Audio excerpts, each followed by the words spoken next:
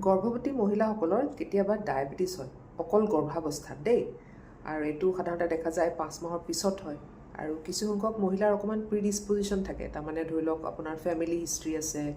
বা আপোনাৰ ওজনটো অলপ বেছি বা বয়সটো আপোনাৰ 30ৰ ঊৰ্ধত সেনেকুৱা সকল মহিলাৰ অলপ প্ৰৱণতা বেছি থাকে ডায়েবেটিছ হোৱাৰ অকল প্ৰেগনেঞ্চিৰ সময়ত চ' তেতিয়া সাধাৰণতে যদি খুব বেছি আপোনাৰ নহয় তেতিয়াহ'লে আমি কৰোঁ কি যে আপোনাৰ ডায়েট প্লেন কৰিবলৈ দিওঁ যে প্ৰটিন ৰিচ ফুড খাব আৰু লগতে প্ৰত্যেক মিলৰ পিছত প্ৰত্যেক মেজৰ মিল আমি সাধাৰণতে দিনটোত 3টা মেজৰ মিল লওঁ হয়নে ব্ৰেকফাষ্ট লাঞ্চ আৰু ডিনাৰ চ' প্ৰত্যেকটা আপোনাৰ মিলৰ পিছত আপুনি ট্ৰাই কৰিব এটলিষ্ট 15 বা 20 মিনিট খোজকাঢ়িবলৈ আৰু নিজকে এক্টিভ ৰাখিব আৰু যাতে খুব বেছি ৱেইট গেইন নকৰে প্ৰেগনেঞ্চিত সেইটোলৈ মন কৰিব আৰু চিকিৎসকৰ পৰামৰ্শ মতে থাকিব কাৰণ যদি জেষ্টেশ্যনেল ডায়েবেটিছ মেলাইটাছ হয় বেবীটোৰ ওজনটো খুব বাঢ়ি যাব পাৰে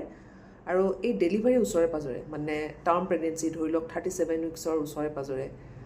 অকণমান কিছুমান এক্সিডেণ্ট হোৱা দেখা যায় বেবীৰ ক্ষেত্ৰত চ' সেইটোলৈ মন কৰিব লৰচৰটো খুব ভালকৈ মন কৰি থাকিব বেবীৰ দেই